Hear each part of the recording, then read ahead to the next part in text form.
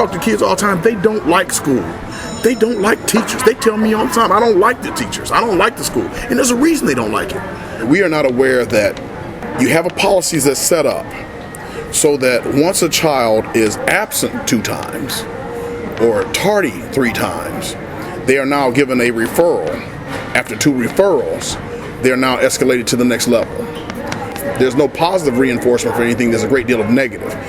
A lot of the discipline issues are being taken up with the money rather than going toward fine arts, which would keep kids interested in school. If your money's going toward the negative, not toward the positive, then the kids aren't going in the right direction, even though you may be spending what appears to be more money per child in a poor district. So that's a real problem. The federal money that the schools receive right now, especially with this No Child Left Behind conversation, which they started something called AYP, Annual Yearly Progress. And you understand there's a double standard with that also, that a school can be passing the state standards and failing the national standards.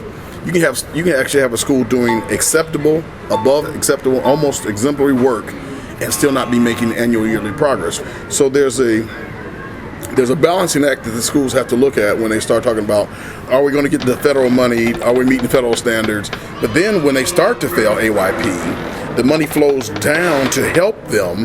They have to do things like character development for kids, et cetera, et cetera. But the problem then is the school systems don't have character development programs that have any success tied to them.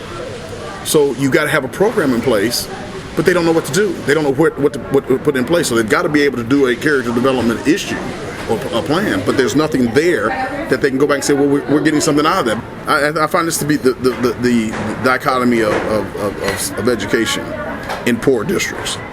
Here's the bad part. If the kid does really, really well, your funding gets cut off.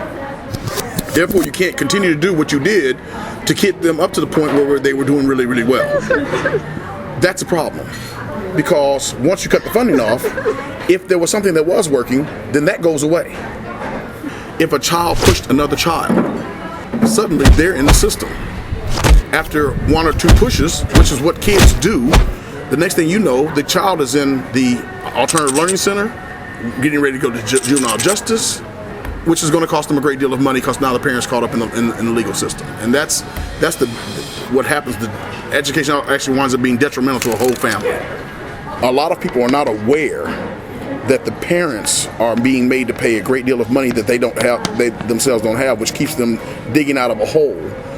And it's an upside. It's a catch-22 situation. I don't have the money. I can't take care of my child properly. I can't take away from school. I'm going to work 2 jobs to make up for it. Now you're taking money out of my pocket for a discipline issue that was caused by a child just doing childish things. We're talking about the finances of a family. If you have a family that's living on $30,000 a year or less, you're taking 5% of their actual income. And by the way, $30,000 tax, that's before tax money. So you're probably taking away damn near 10% of their monies to do something that in most cases, a child being a child. And then you wonder why the spiral starts downward for those kids and why parents have a negative feeling about the school system. It literally is hostile. I was in that system. I was that kid. It still exists. I seen it with these kids in the hallway. I seen the way they talk to them. I'm in the schools. They talk to these kids as if they're less than.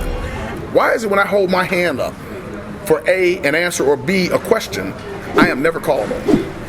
And the only time you call on me is when I avert my eyes from you. Because you know I don't know the answer right now and you want to embarrass me now. You want to impugn my self-esteem right now more so than any time else. What we haven't told these young men and young women who are in a hostile environment, being thrown out of a classroom is never a win. Going to jail, there is no win there. You cannot win in jail. There is no win there. I said, but you know what you got to do? When somebody doesn't like you, force them to give you an A.